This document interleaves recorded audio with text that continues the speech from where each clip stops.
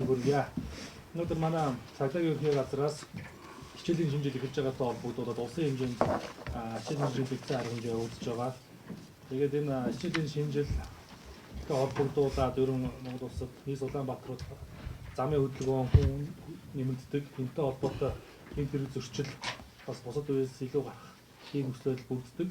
За эдгээр энэ төр зөрчилөөс урьдчилан сэргийлэх чиглэлээр зохион байгуулж байгаа ажил арга хэмжээ, анхаарах асуудлын талаар мэдээлэл өгөхөөр Нийслэлийн цагдаагийн удирдах газрын урьдчилан сэргийлэх хэлцээнд арга, цагдаагийн хуранд ил амар мөрөн, тус газрын хүүхдийн гэмтэргээс урьдчилан сэргийлэх хэлцээнд арга, цагдаагийн хурандаа бат зориг, тээврийн цагдаагийн албаны урьдчилан сэргийлэх хэлцээнд арга, цагдаагийн хурандаа бүх бат, нийтийн хэв журам хамгаалал, олон нийтийн аюулгүй байдлыг хангах албаны ахлах мэргэжилтэн цагдаагийн дэд хурандаа нар мандах хэлцэн ирсэн байна. За ингээд нийс Улаанбаатар хотод энэ хичээлийн шинжилтэй холбогдуулаад эрүүгийн болон хэв журмын нөхцөл байдал ур жидлүүд ямар байсан, үүнээс урьдчилан сэргийлэх чиглэлээр ямар ажил арга хэмжээ зохион байгуулж байгаа талаар хурандаа амар мөрөн таны мэдээлэл хүсэж байна. Наашаа жоо. Штэ. Хүүхдээ.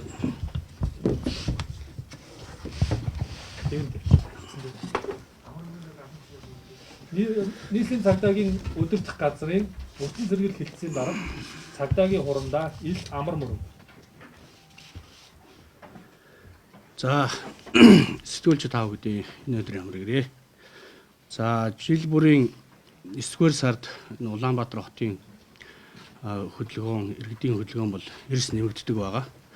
За энэ хичээлийн шинжилтэй холбоотой бас ихтэй сургууль, ерөнхий болсон сургуулиудын ингээд үйл ажиллагаа бол нэгэн зэрэг эхэлдэг. За энэтэй холбоотой бас гэмтэргийн гаралт бол бас нэмэгддэг. За өнгөрсөн жилийн хугацаанд бол нийслэлийн хэмжээнд 44,000 нэг дуудлага мэдээлэл бол бүртгэгдсэн. За гэмтэрэг зөрчил бол 1200 гаруй одоо гэмтэрэг нийт гэмтэрэг бол 1200 гаруй бүртгэгдсэн байгаа. За үүнээс бол хулгайн гэмтэрэг бол 517. За халаасны хулгайн гэмтэрэг бол бас 84 бүртгэгдсэн. За мөн үүнийг дагаад бас залилах гэмтэрэг бас жил бүр бас ингэ нэмэгдэх ийм хандлага бол гардаг. За өнгөрсөн жилийн хувьд бол бас 17 удаагийн ийм залилангийн гэмтэрэг бол бүртгэгдсэн. За ялангуяа энэ хичээл сургууль ихсэнтэй холбоотой хулгайн гэмтэргийн гаралт бол ихсдэг. Яагаад одоо хулгайн гэмтэргийн гаралт бас нэмэгдэж байгаа нөхөр зэрэг тав хүн мэдж байгаа тийм ээ. Бүх одоо хүмүүс ажил сургууль, хичээл сургуульд явсан агуур бас ард гэрээ одоо тийм ээ хяналтгүй орхих тийм ээ. Хаалга соожныхоо цонх бэхлэгийг сайжруулаагүй улмаас ард талд нь бүх хүмүүс ажилдаа сургуульд явсан агуур хулгайн гэмтэргийн гаралт нэмэгддэг. За мөн халаасны хулгайн гэмтэргийн гаралт бас автобусны буудлуудаар бол бас нэмэгдэж үйлдэгддэг байгаа. За энэ дээр бол мэдээж тав хүн мэдж байгаа өнгөрсөн 5 сард нийслэлийн цагдаагийн газраас энэ нийтийн тээврийн автобусны хяналтын камеруудын үйл ажиллагааг тийм ээ Улаанбаатар смарт компанитай хамтран бас камерын ашиглалтыг бол сайжруулсан. За ингэснээр бол ер нь нийтийн тээврийн автобуснууд бол камерын ашиглалт бол сайжирсан. За халаасны хулгайн гэмтэргийн гаралт бол энэ нийтийн тээврийн одоо газарт үйлдэгдэх нөхцөл байдал бол бас одоогоор буурч байгаа. За нэгдсэн арга хэмжээний хүрээнд бол бас ямар ажлуудыг хийгдэх вэ гэхээр зэрэг аж ахуй нэгж байгууллагууд ялангуяа ерөнхий боловсролын болон ихтэй сургуулиудын хяналтын камерын ашиглалт хадгалалт одоо ямар байна вэ гэдэг дээр бол өнгөрсөн 7 хоногоос эхлээд хян шалгалтын ажиллагаа бол эхэлсэн байгаа. За 179 гаруй ерөнхий боловсролын болон ихтэй сургуулиудын хяналтын камерыг бол одоо шалгаад байна. За 25 зөрчил бол илрүүлсэн. За энэ дээр бол цагдаагийн байгууллага энэ камерын ашиглалт одоо шаардлага хангахгүй байгаа гацдаг, дүрс нь одоо сайн харагдаж өгдөггүй. За хадгалалт одоо хадгалтын горим хангаагүй гэдэг юм уу. Энэ камерын стандартын шаардлага хангаагүй камеруудыг сайжруулах талаар сургуулийн захиргаанд бол мэдэгдэл шаардлагууд бол хөргүүлж байгаа. За өнгөрсөн онд хичээл сургууль ихсэнтэй холбогдуулан ялангуяа 9 сард бол энэ оюутнууд бол бас баар цэнгэний газраар үйлчлүүлэх. За ингэснээс бас болж хоорондоо гэмтэр зөрчлийн одоо хохирогч холбогдогч болох юм тохиолдол бол бүрдэгдэж байдаг. За мөн эрүүлжүүлэгдэх ийм асуудал бол гарсан. Тухайлбал өнгөрсөн онд 8 оюутан эрүүлжүүлэх байранд бас 9 сард одоо эрүүлжүүлэгдсэн мэдээ бол гарсан байгаа. Эрүүлжүүлэгдэж байгаа энэ асуудал дээр бол бид нар ихтэй сургуулиудын ерөнхий улсын сургуулийн удирдлагад бол алтан бичиг хөргүүлсэн. За энэ жилийн хувьд бол мөн адилхан бас энэ арга согтруулалт ундааны хэрэглээ гэдэг юм дээр энэ оюутнууд анхаарч тийм ээ аль болоход арга согтруулалт ундаа хэрэглэхгүй байхыг бас зөвлөж байна. За мөн сургуулиудтай хамтраад эрх зүйн сургууль сурчлагын ажлуудыг зохион байгуулна. За хичээл ерөнхийдөө урьдчилсан байдлаар бол бас зарим сургуулиудын 1-р курсын оюутнууд дээр сургалтуудыг бол хийгээд эхэлсэн байж байгаа. 1-р курст ер нь юун дээр анхаарах хэрэгтэй юм бэ? Хөдөө орон нутгаас ирсэн оюутнууд маань ямар тохиолдолд гэмтэргийн хохирогч холбогдогч болоод байна. Ялангуяа дээрмийн гэмтэргийн хохирогч болсон тохиолдлууд бол байгаа. Тэгвэл өнгөрсөн онд 37 дээрмийн гэмтэргийн хохирогч холбогдогч хохирогч болсон. Тэгэхээр зэрэг энэ шөнө оройн цагаар, орой үеийн цагаар одоо харанхуй бүрэнхий ийм одоо газруудаар явах эсвэл ганц нэгээрээ одоо явж байгаа дээрэмдүүлэх ийм тохиолдол гарч байгаа учраас гэх мэтлэнгийн одоо ийм мэдээллүүдийг бол оюутнуудад бол өгч эхлээд байна. За ингээ хичээл эхлэхээр зэрэг энэ сургууль сурчлагын ажлыг бол бүр одоо бүлэг анги одоо 1-р курсын хэмжээнд нэгдсэн байдлаар бол бас ингээ зохион байгуулах ажлыг бол эрчимжүүлж явуулна. За дээр нь сургуулиуд дээр нөгөө оюутан цагдаа тийм ээ оюутан цагдаа нарыг урамшилт эргүүлүүдийг за мөн сургуулийн эргүүлүүдийг хүүхэд хамгаалагч нарыг гэсэн байдлаар цагдаагийн авт болон явган эргүүлийн аль багчдыг бол сургуулиуд дээр бол бас нэмэгдлэр бас ажиллуулнаа. За арга согтруулалт гундаатай холбоотой өнгөрсөн жил бас төдий 21 насны төрөөгөөнд арга согтруулалтаар үйлчилсэн тийм ээ ийм зөрчил гарсан. Тийм учраас энэ арга согтруулалт гундаагаар үйлчлдэг аж ахуй нэгж байгууллагуудад тавих хяналтыг хичээлийн шинэ жил эхснээс хойш бол эрчимжүүлж ингэж ажилланаа. За ийм дээр.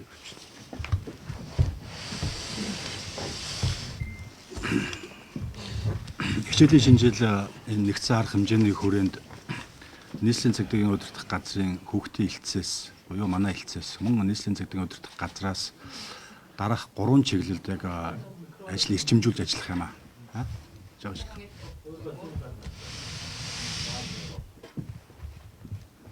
Ерөөсөө сургуулийн сурагч хүүхд багчуудыг зам тээврийн осол болон сургуулийн орчинд сургууль явах замдаа, гэртээ харих замдаа гэмт хэрэг зөрчлөөс урьдчилан сэргийлэх чиглэлээр хүүхд хамгаалалт төслийн үйл ажиллагааг бол эрчимжүүлнэ.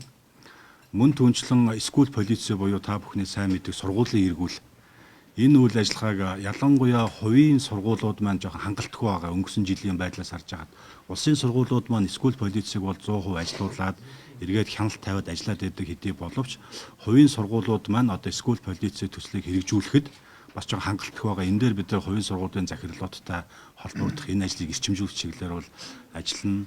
Мөн одоо үе тэнгийн хүүхдүүдтэй зөв үлгэр дуурайлал үзүүлэх өсрийн сэргийлэгч бүлгэмийн төсөл гэж байдаг.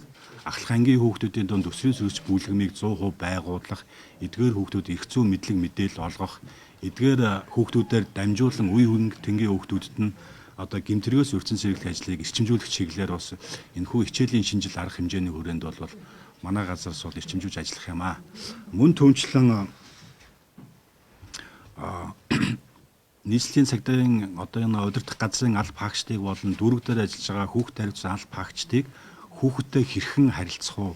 Хүүхдэд ямар зөв одоо сургалтын арга зүйгээр мэдээллийг боломжтой хамгийн зөв хэлбэрээр олгож болох талаар аль багчтайгаа бас чадахжуулах чиглэлээр бол сургалтуудыг зохион байгуулах чиглэлээр ажиллана. Мөн одоо сургуулийн орчин болон нийслэлийн 152 хооронд 2100 орчим өнгөрсөн жилийн байдлаар 2100 орчим эмзэг цэг тодорхойлогдсон цэгүүд байсан. Энэ бол хүүхэд гэмт хэрэг зөрчилд өртөж, хохирж, ямар нэгэн байдлаар аймнаас эрүүл мэнд аюулгүй байдалд нөхрөлд учруулж болзошгүй эмзэг цэгүүд гэсэн үг. Эдгээр эмзэг цэгүүдийн 1100 орчимд цагдаагийн байгууллагын хөдөлгөөнд хэрэгжүүлэн шууд хяналтанд авч эргүүллийн ажиллагааг бол явуулж байгаа. Үлдсэн бас цагдаагийн байгууллагын аль багш хүрч чадахгүй байгаа, очиж чадахгүй байгаа. Эдгээр эмзэг цэгүүдийг одоо сургуулийн сурагчдын эцэг эхчүүдийн асран хамгаалагч нарын одоо хяналтанд оруулах хүүхэд хамгаалалт төслийг төсөл дээр томилогдсон 152 хорооны 152 ажилтныг эдгээр чиглэлээр бол нэлээд сайн үүргэжүүлж ажлыг нь эрчимжүүлж мэргэжил арга зүйн дэмжлэг тусалцаа үзүүлж ажиллах юм аа. Мөн түүнчлэн сургууль эхлэхээр бас нэг зүйл бас идэвхждэг л дээ. Нийслэлд үйл ажиллагаа явуулж байгаа 175 одоо цахим тоглоомын газрууд байна. Сургуульдаа явж явах ёстой хүүхдүүд маань зарим хүүхдүүд сургуулаа тасалдаг, гэрээсээ явахдаа сургуульдаа явлаа гэж явдаг хэдий боловч одоо цахим тоглоомын газар руу явдаг. Ийм цөөнгүй тохиолдлууд бол байдаг. Тэгэхээр цахим тоглоомын үйл ажиллагааг зохицуулах засгийн газрын 2014 оны баталсан журмын дагуу цахим тоглоомын газрын үйл ажиллагаанд хяналт тавих тэдэнд бас мэргэжил арга зүйн зөвлөгөө өгөх. Хэрвээ ямар нэгэн зөрчил илэрсэн тохиолдолд хуулийн дагуу хариуцлага хүлээлгэх чиглэлээр бол ажиллана. Өнгөрсөн жилийн байдлаар өнгөрсөн жилийн хичээлийн шинжил арга хэмжээний хүрээнд нийтдээ 21 газар насан туршийн хүүхдийг бол тоглуулсан, хонон өнжин тоглуулсан ийм тохиолдлууд илэрсэн. Тухай бүрд нь бол хариуцлага хүлээлгэж тооцож явж байсаа. За манай чиглэлээр бол юм байна. За дээд цагдаагийн За та бүхэн өнөөдрийн амрыг ирье. Хүүхдийг зам дээр ослоос өртсөн сэргийлэхийн үйл ажиллагаа бүх нийтийн үйл ажиллагаа болоод нэлээд удаж байгаа боловч энэ томчуудын хариуцлагагүй замын хөдөлгөөний дүрмийн мэдлэг мэдээлэлгүй хөдөлгөөндөө сахилах соёлгүй оролцдог байдлаас одоо шалтгаалаад хүүхд осолд өртөх явдал бол одоо юу гэдгийг ийм байнгын болцсон. Байнгын одоо өдөртөл нэг 4-6 хүүхд бичдэг энгийн үзэгдэл шиг болцсон. Энэний шалтгааныг бид нар бол мэдээд байгаа. Юунаас болоод байгаа юм бэ гэдэг. Одоо жишээлбэл 2018 оны 8 сарын 20-с 9 сарын 20-ны хооронд тэгэхэд өнгөрсөн жил одоо 45 хүүхэд насвалаг тэрний 5-аас 6 хүүхэд нь л яг л энэ хооронд нас орчдөг. Тэгээ юунаас болсон бэ гэхэд хэлбэрийг аваад үзэхээр яг л нөгөө л хүүхдийг буруу тээвэрлдэг, харгалзах 10 хүртэл насны 14 хүртэл насны хүүхдийг харгалзах хөнгө хөдөлгөөнд оролцуулдаг, багш нар нь орой хүүхдүүдийг ганцаараа ингэ явуулдаг. Маш тодорхой шалтгаануудтай. Энийг яагаад онцолж байгаа юм бэ гэхээр 9 сар одоо 8 сарын 29 сарын 20-ны хооронд энэ тоо өшөө их өгсдөг болж байна тийм ээ. 6 сард бас энэ тоо нэмэгдэг. Тийм учраас энэ үеүүдэд цагдаагийн байгууллага одоо нэгдсэн ажиллагаануудаа явуулж байгаа учраас нийт сэтгүүлчид, эцэг эхчүүд, багш сургуулийн хүмүүжүүлэгч та бүхнийг энд нэгдээч гэж уриалгах гэж байгаа. Хүүхдийг хамгаалах үүсэт бидний амьдралын зорилго болсон хүүхдийн маань аюулгүй байдал зам дээр одоо бүр 8 сарын 29 сарын хооронд бүр их зөрчигдөж эхэлнэ. Тийм учраас энэ шалтгааныг мэдж байгаа юм чинь энэ шалтгаануудыг бити зам дээр гаргаач гэж уриалгах гэж байгаа. За дараагийн нэг та бүхэнд хэлэх гэж ирсэн юм маань юу вэ гэхээр боловсрол соёл шинжилх ухааны спортын яамны сайд мэргэжлүүдээ цуглуулж байгаа ийм хоёр төрлийн гэрээ байгуулагдсан байгаа. Энэ гэрээн дээр бүх хүүхдийн аюулгүй байдлыг одоо юу гэдгийг гудам зам дээрэмдүүлэх, захим орчинд байх, замын хөдөлгөөнд оролцох гэдэг бүгдийг нь оруулж одоо цагдаагийн байгууллагаас хандуулж байгаад оруулсан байгаа. Одоо энэ гэрээний хэрэгжилтийг эрхэм хүндэт багш нар эцэг эхчүүд нь тав хүн хэрэгжүүлэхгүй бол тийм ээ хүүхд чинь тухайн сургуулиас эцэг эхийн авахгүй 2-3 өнжих юм бол хөөгдөж магадгүй байна. Захирал бол яг уу орон тоон дээр тэнцэхгүй гэсэн үнэлгээ аваад энэ гэрээгээр ажилгүй болох ийм үндслүүд байна. Хүүхдийн аюулгүй байдлыг хангаагүй ус. Тэгэхээр энэ гэрээг хэрэгжиж эхлэнэ цагдаагийн байгууллага хяналтаа тавиал явна. Эрхэм сэтгүүлч та бүхэн энийг сурвалжлаарай гэж хүсэх гэсэн. За, өөр юм байна. Түүнээс гадна 1-5 дугаар ангийн сурагчдын дунд гараас гарт аян гэж одоо сүүлийн 5-6 жил одоо тасралтгүй явж байгаа. Тэгэхээр энэ жил одоо хичээл 1-р ангид элсэн орж байгаа 6 настай хүүхдүүдийг тухайн сургуулийн захирлууд, сургуулийн удирдлагуудад хандаа уриалахад ерөөсө 5 дугаар ангийг дуустал гараас гарт аяныг хэрэгжүүлж эцэг их асар хамгаалагч нь хүүхдэд хүлээлгэж өгч байгаа чи. Манайхан яадгүй гэхээр 1-2 дугаар ангид нь хүргэж өгдөг хэрнээ 3-4 дугаар ангид ороод ирэхлээр нөгөө хүүхдүүдэнд ганцаараа яваад эхэлдэг. Ганцаараа яваад ирэхээр хүүхдийн аюулгүй байдал алдагдаа зөрчигдөд ирж байгаа. Тэгэхээр гараас гарт аяны хүрээнд энэ бүх сургууль, төрийн хэмжээний сургууль, хувийн хэмжээний сургууль бүгдэнд нь хамааралтай. Бүх сургуулийн захиргаа удирдлагууд энэ дээр онцгой анхаарад 5 дугаар ангийг төгсөн төгсдөл эцэг их асар хамгаалагч нь хүүхдийг гараас гарт нь хүргэж өгч тоо шүү. Ангийн багш нар бүртгэл хөтөлж эцэг эхчүүд нь хүүхдэд хүлээж авч хүлээлгэж өгөх ёстой. Ингүүл хүүхэд одоо гэмтэг зөрчилд өртөж хохирох ямар нэгэн байдлаар золгүй явдал учрах энэ тохиолдол эрс буурах ёстой юм аа. Энэ дээр манай сургуулийн захиргаа болон эцэг эхчүүд маань онцгой анхаараач гэж хүсэл тавьсан. Одноо ер нь тэгээд хүүхд өртсөн байхад багш нь захирал нь мэддэггүй байсан байж тээ. Одоо бол энэ гэрээгээр хүлээсэн үүрэгтэй болсон учраас яах нь вэ? Багш захирлууд дээр давхар ажлын нөгөө хөдөлмөрийн гэрээгээр гадна ийм сайдтайгаа байгуулсан гэрээгээр ажиллах нэ л гэж ойлгох хэрэгтэй. Тийм учраас энийг та бүхэн маань олон нийтэд маш сайн хүргэж өгөөрэй. Эцэг эхчүүдтэй байгуулсан гэрээ, сургууль цэцэрлэгтэй байгуулсан гэрээ гэж ингэж гарсан байгаа. Үүний дараа бас орон нутгад анхаарал татуулт байгаа. Энэ талаар манай менежер хамгаалах, нийт дэвтэр хамгаалах олон соёлын байдлын мэргэжилтэн нармалдах, нармалдах шүү. Мэдээлэл өгнө. За тэгээд манай дараа нь бас байж байгаа дараа нь бас өөр хүмүүс мэдээлэл өгөөд тэгээд бас орчин галсан бас аваар талаар бол өмнө дараа нь үлээж байгаа багчаа за. Хөө дараа тэрийг дараа нь өгчөө. За та бүгдийн өдрийн амрыг ирээ. За улсын хэмжээнд насан туршийн хүүхдээс үйлж байгаа гэмтрэл түүнээс өрсөн сэргийлж чиглэлээс тодорхой олон төрлийн ажиллагаа хэмжээг бол авч хэрэгжүүлэн ажиллаж байгаа. За 2019 оны хичээлийн 18 оны хичээлийн жил дуусаад одоо ингээд хүүхдүүд ялангуяа бага ангийн 1-5 6 дугаар ангийн хүүхдүүд амардаг. За энэ асуудал бол хүүхдүүд амарсны дараа хөдөө орон нутагт мал маллахаар гардаг. Айлд очиж мал малдаг. За хурдан айлдын хурдан морь ундаг. За энэ байдал одоо ингээд энэ байдал ингээд үргэлжилдэг. За энэ асуудал маань одоо хичээлийн шинэ жил эхэлж байгаатай холбогдуулаад төрийн болон төрийн бус байгууллагууд ялангуяа хүүхдийн эрхийг хамгаалдаг байгууллагууд маань энэ хөдөө айлд мал маллахаар явсан хурдан морь унахаар явсан хүүхдүүд маань эргэж хичээлдээ орж ийн үү? Хичээл сургалтандаа хамрагдж ийн үгүй гэдэг энэ асуудалтай бас нэлээ манай хүүхдийн эрхийг хангадаг байгууллагууд эдийн анхаарлаа хандуулж ажиллах шаардлагатай байна. За энэ дээр цагдаагийн байгууллага бас хэдийн хяналт тавьж ажиллаж байгаа ч гэсэн бас сум орон нутгийг хороо хариуцсан хэсгийн ахлагч нар хэсгийн хорооны засаг дарга за хүүхдийг хамгаалсан байгууллагууд энэ дээр нэлээ сайн анхааж ажиллах шаардлагатай. За тэгэхгүй одоо сургуульд орох хугацаа болцоод байдаг. Тэгэхгүй айл очиод мал маллаад ингээ хөдөлмөр эхлээд яваад нөгөө айл маань тухайн хүүхдээ сургуульд нь оруулдаг, хичээл сургалтанд нь хамруулдаг бас нэг ийм зөвс тутагдлууд бас ялангуяа хөдөө орон нутагт бас нэлээ байгаад байгаа. Энэ тал дээр бас манай холбогдох байгууллагууд бас нэлээ анхаарч ажиллах шаардлагатай байна гэж хэлмээр байна.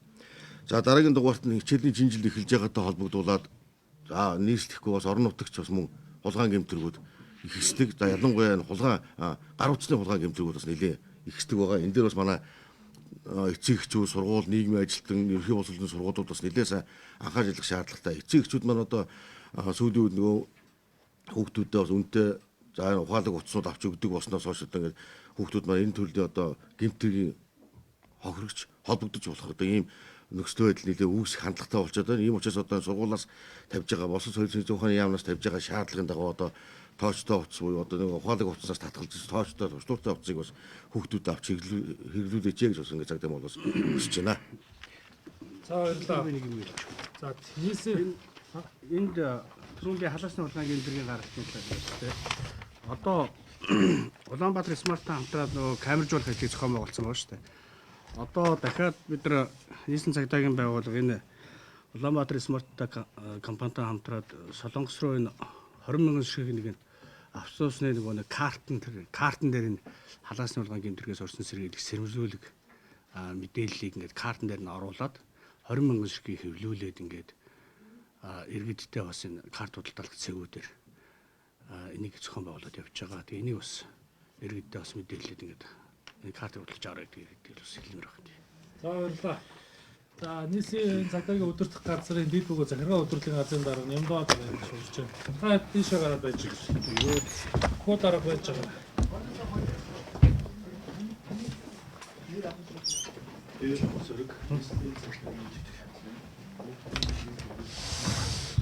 Эний дараа бас мэдээлэлтэй байгаа шүү. Манай сэтгүүлч нар байж байгаа. Бөхөө дарга байж байгаа. Уурчны авартай холбоотой нэлээд асууж байна. За та бүхэн мэдж байгаа нийслэлийн цагдаагийн байгууллагад нутаг дэвсгэрлүүн хороод руу цагдаагийн хэсгийг нэмэгдүүлсэн ийм шийдвэрийг цагдаагийн ерөнхий газрын дарга тушаалаар гаргасан. За энэ талаар манай нийслэлийн цагдаагийн удирдах газрын дэд бөгөөд Цагтааны удирдлагын газрын дарга цагдаагийн хурамдаа нэм даваа та хүн К нэм даваа.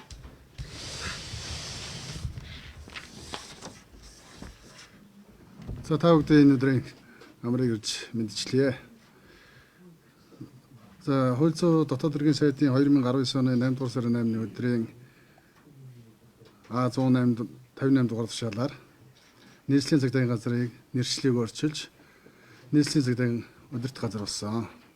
За энэтэй холбогдуулаад нийслэлийн цагдаагийн газрын харьяа нэгжийн бүтцийг иргэдтэй ойртуулсан оновчтой бүтэц зохион байгуулалтанд оруулах ямар боломж нөхцөл байна гэдгийг судлах үүрэг ажлын хэсгийг цагдаагийн ерөнхий газрын даргын тушаалаар цагдаагийн ерөнхий газрын тэргүүн дэд дарга цагдаагийн оронд отгон жаргалаар ахлуулсан ажлын хэсэг байгуулагдаж ажилласан.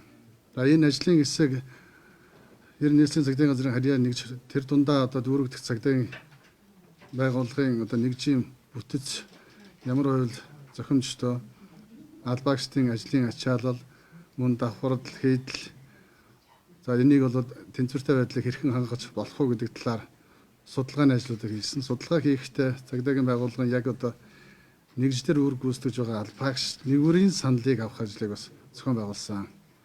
За ингэснээр бол албаагчтайгаас авсан саналыг нэгтгэн дүгнэж дээр нь одоо бас нутаг дэвсгэрийнхээ Улаанбаатар нийслэлийн одоо нутаг дэвсгэрийн онцлог нөхцөл байдал мөн одоо хүн амын тоо төвлөрөл үтэц гэсэн энэ бүх одоо нөхцөл байдлуудыг судлахаас гадна гадаадын орнуудын одоо ижил төстэй байгууллагуудын буюу нийслэлийн цагдаагийн хотын цагдаагийнхын бүтцүүдийг бас давхар судлах ажлыг зохион байгуулад нийслэлийн цагдаагийн удирдах газрын харьяа дүүрэгдэх цагдаагийн нэгжийн бүтцийг 2019 оны 8 сарын 27 өдрийн тушаалаар баталсан.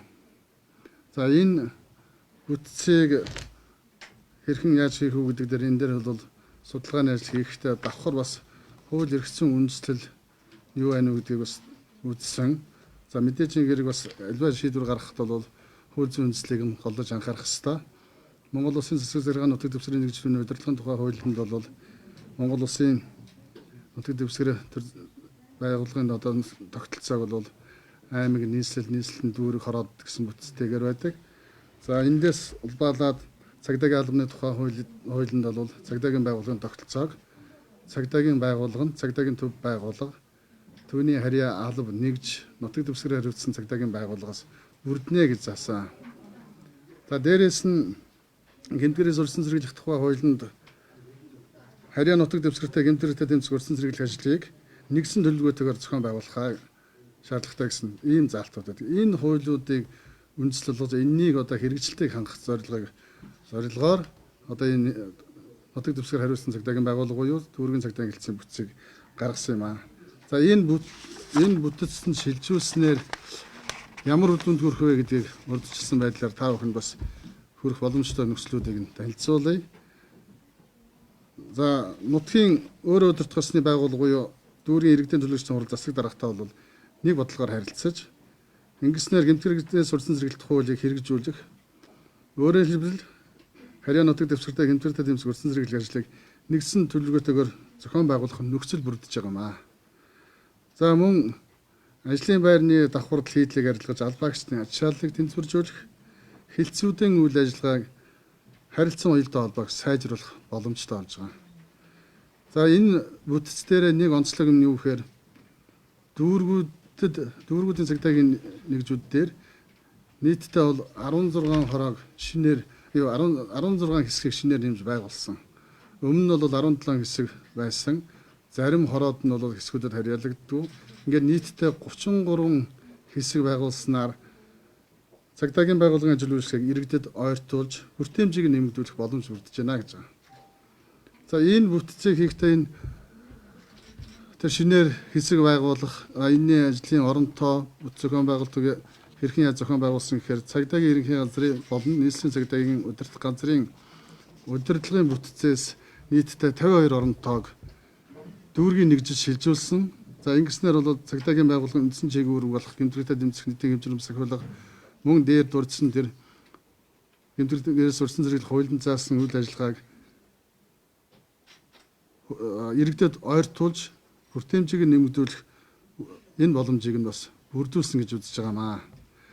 За нийслэлийн цагдаагийн газрын энэ саяны энэ бүтцээр бол аль болохоор удирдлагын бүтцийг цөөрүүлж яг нэгж хороон дээр гүйцэтгэх цагдаагийн албаагчийн энэ нэгжийн бүтцийг бэхжүүлсэн нь бол энэ дээр бол бас том алхам болсон гэж үзэж байна.